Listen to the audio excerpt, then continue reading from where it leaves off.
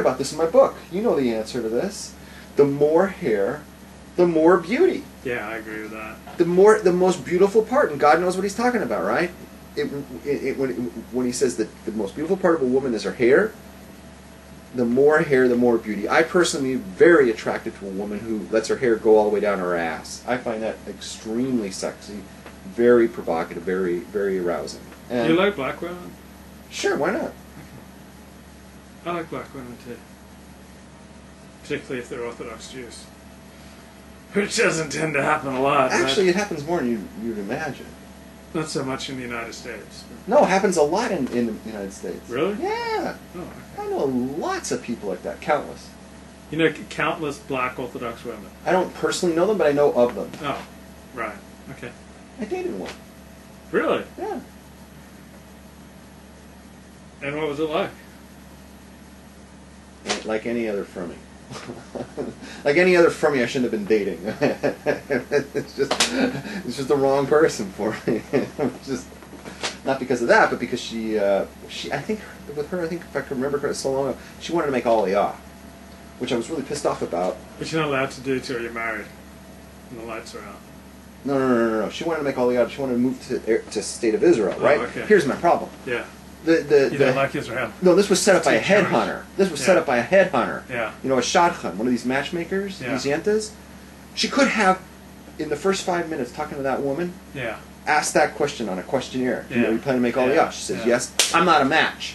Yeah. Right? Why are we wasting our time? And we had to find that out on our own, and a conversation took a while to get to that point. What a waste of time. But you had some good times. I mean, if you like going to Starbucks, I mean... Okay, so, we were sitting right where the crash was, too, by the way. Okay, so that's it. That's everything I wanted. I want to just bring that out. That I'm looking at this thing on your blog, and it's in the LA Times, right? And I'm saying to myself, what's wrong here, right? Right. And the problem is I want people to know that if you read the LA Times today, keep in mind that there's something wrong with that article. Right. The whole concept of modesty and shadels don't go together, in my opinion. So, like, if God was to tell you, right? Wait, we're not even close to the Parsha. Okay. What? Where are you? We're not even close to it. Okay. Okay? Calm down. Okay. Calm down. Put that down. Okay. Put that down. We're getting through all the business first. Okay.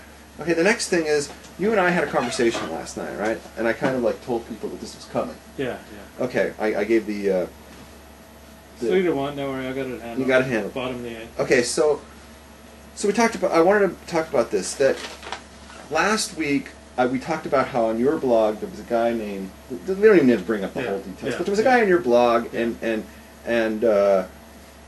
he went off on some rabbis, and then I went off on him. Yeah. Right? And then he went off on me. Yeah. Right? And I then used the opportunity here in the Torah Talks to go off on him again. Yeah. So we were talking about this after the show last week, and can I talk about it? Yeah. Levi was explaining that he's friends with both of us. Yeah. So we got to talking about this, and we found that there's a difference between Levi and myself in that I tend to see things, you want to say black and white, you know? I see things very black and white. I size up people, and I have no problem kicking them out. Yeah. If I see that a person who I deem as somebody who hates the rabbis, somebody who lambasts from Kai or spews heretical things, I will say that person is spewing heresy, or the person is a heretic. This person is an enemy of the Jews. I will make that. I will make that call. I will say it out loud. I have no problems with that, and I don't care what it costs me. Yeah. Right? I really don't care. Yeah. If that person cuts me out, I'm good with it. Yeah. Right? If his friends or her friends cut me out, I'm good with it. Right? I don't care, because I'm going to say what I'm an advocate, right? I'll say what, and I don't care. Yeah. Right? Okay. And if I have to cut that person off, I also don't care. Yeah. This is what I make that determination. I'm good with it. Levi, you explain yourself on this. Where you fall in? Oh, so for me to cut someone out of my life, I would generally have to judge them as as dangerous or deleterious to my life. I mean, I was like you at one point, like early on in my initial conversion to Judaism. I had this friend, and she had big breasts, and she like brought me classical music CDs, and we used to talk for hours, but she was totally secular and not Jewish. And I kind of got frustrated talking with her at some point, and I thought about it, and I read her a letter and said, I just want to be friends with like-minded people right now. I just, our values are so different that I'm just going to go a different direction. And then a week later, her dad died. Now, this is someone I'd been friends with since about 1977. So, acquaintance friend. I'd known. But you didn't say what year he died, so we don't have a. Well, this was 1992. Oh, okay, so it was a 15-year span. Yeah, so I'd known this person for 15 years, and we were talking on the phone. I just got annoyed with our conversations, and it's just like, enough. Like, it's pointless. This is a secular person going to college, having good times. Right. And I was chronically ill and stuck at home. And so I said, look, I just want to, be with people with whom I share similar values right now. And then a week later, her dad died. And like, I tried to call her back. I called her back and said I was sorry, but we couldn't resume. Like after doing that, so, and then I went to the funeral, and I just felt horrible.